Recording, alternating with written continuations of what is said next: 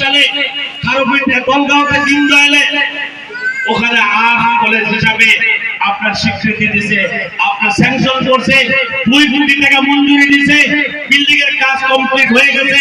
আমি 20 লক্ষ টাকা আমার এমএলএ ফান্ডের থেকে দিয়া ডেস্ক বেঞ্চ বানাই দিয়েছি। 30 জন লেকচারার ওখানে অ্যাপয়েন্টমেন্ট করছে। এইবার 1100 স্টুডেন্ট এবার ওখানে ভর্তি হয়েছে, আর কলেজের কোনো সমস্যা হয়ে গেল না। মহিলা কলেজের জন্য 30 কোটি ব্যয় সাপেক্ষে খারুপেটে কলেজের পিছনে একটা মহিলা কলেজ স্থাপন করা হয়েছে, তার কাজ চলতেছে।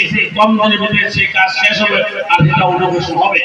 আপনাদের এই অঞ্চলের সর্বাঙ্গীন উন্নয়নের জন্য আজকে বেসিমারি বাজার, যে বেসিমারি বাজার না থাকলে আপনার বাড়ি পাকা কোনোদিন হতো না, আপনার গাড়ি কোনোদিন হতো না, মোবাইল থাকতো না। আপনারা সবাই জানেন